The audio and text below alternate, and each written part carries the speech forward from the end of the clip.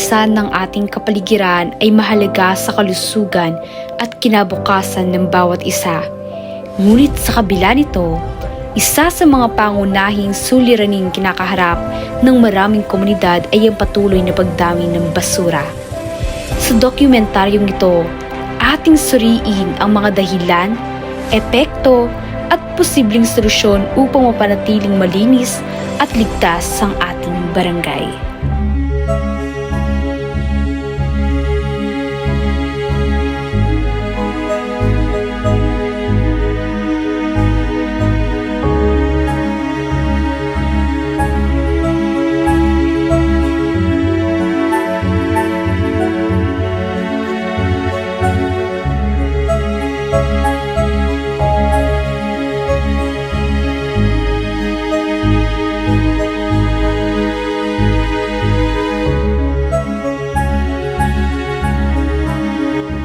Habang naglalakad kami sa iba't ibang bahagi ng barangay ng San Jose Gumi, mapapansin ang mga nakalat na basura sa gilid ng daan, kalsada, ilog at mga kanal.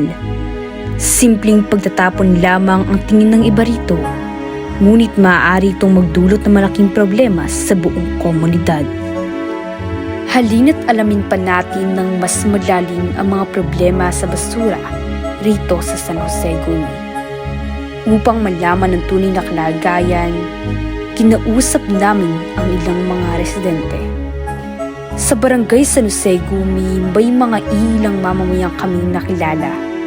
Mahigit ilang dekada na rin silang nakatira dito at ang halos sa kanila ay dito na ipinanganak. Hi, I'm Mayan Case Fernando. Dito po ako nakatira sa San Jose Gumi, Libang, Pampanga, Purok Tatat. Una pong katanungan po, bilang isa pong mamamayan sa San Jose Gumi, paano po nakaka-apekto ang basura sa ating lugar?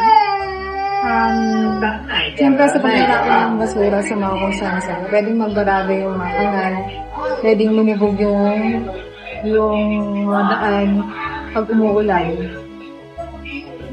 Pangalawa pong tanong, ano po sa tingin ninyo ang maaaring gawin ng ating lokal na pamahalaan upang masolusyonan ang problema sa basura? Siguro magtalaga na lang ng mga tao or yung pwedeng maglinis ng mga basurahan sa ilog. Yan. Pakilala po kayo. Ako si Lisel Yumang. Nakatira dito sa Gumi. Okay po. So, una pong katanungan is, paano po nakaka-apekto ang basura sa ating barangay at mamamayan po? Yan. Dito sa yung baha, pagbaha, yung mga kanal, na babarado. Magtatapon sa ilaw. Yun lang. Okay po. Pangalawa po is, gaano na po katagal ang problema ng basura sa ating barangay? Ay, matagal na. Buwan na. Matagal na. Ilang years na. Kasi hindi naasikaso yung mga kanal-kanal.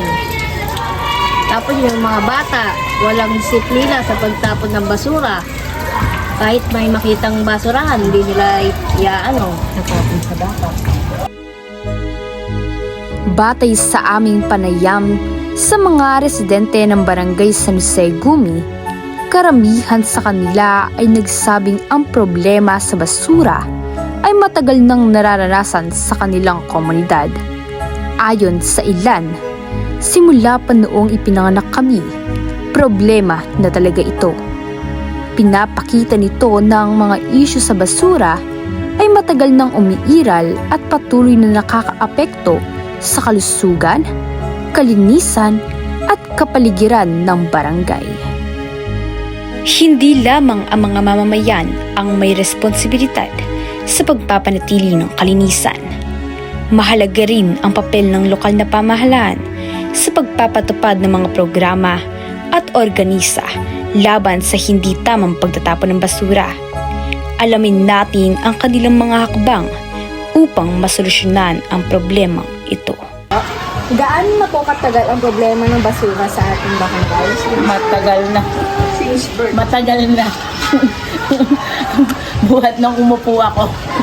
3 years. 3 years? Ay, ngayon pa lang natin na-experience eh. Di ba?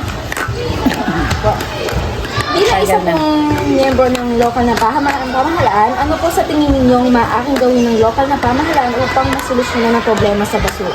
I-upgrade ang mga kanal para dumaloy ng maganda yung tubig at ang basura dapat ang mga tao ay may disiplina. Segregate ang dapat na yun doon. Maging maayos sila sa pagsisegregate ng basura. Ano po ang pangunahing epekto ng basura sa inyong lugar? Epekto syempre sa kalusugan na sa kalinisan, yung kagandahan ng barangay. Okay, pangalawa po lang. Ano po sa tingin ninyo maaaring gawin ng lokal na pamahalaan upang mabawasan ang problema sa basura? Kahit patupad ng mahigpit ang 9003, Republic Act 9003, yung Solid Ecological Waste Management Act. Ano siya? Kaya ano na yan, package din nandun na lahat siya. At syempre, yung mga mamamayan, residente na makapag-cooperate para masupunod yung problema sa basura. Ayon kay Honorable Jocelyn C. Ocampo, Counselor in Charge in Health, ang Republic Act 9003, Ecological Solid Waste Management Act of 2000, ang batas sa Pilipinas na nagtatakda ng tamang paraan ng pagkuha, pagbubukod at pagtatapon ng basura. Layunin nitong protektahan ng kalinisan at kalusugan ng tao sa pamamagitan ng pagbabawas ng basura at pagre-recycle. Ang solusyon sa problema ng basura ay nagsisimula sa disiplina at pakikiisa ng bawat mamamayan. Ang wastong paghihiwalay ng basura, regular na paglilinis ng kapaligiran, pagre-recycle at pagsunod sa mga ordinansa ng barangay ay ilan lamang sa mga simpleng hakbang na makatutulong upang mapanatiling malinis ang ating komunidad. Sa huli, ang pagbabago ay nagsisimula sa maliliit na hakbang. Ang bawat basurang itinatapon sa tamang lalagyan ay isang hakbang tungo sa mas malinis, mas ligtas, at mas maayos na kinabukasan. Sama-sama nating pangalagaan ang ating kapaligiran dahil ang kalinisan ay responsibilidad nating lahat. Tandaan, ang kalikasan ay hindi manan ng ating mga ninuno. Ito ay hiram natin sa susunod na henerasyon.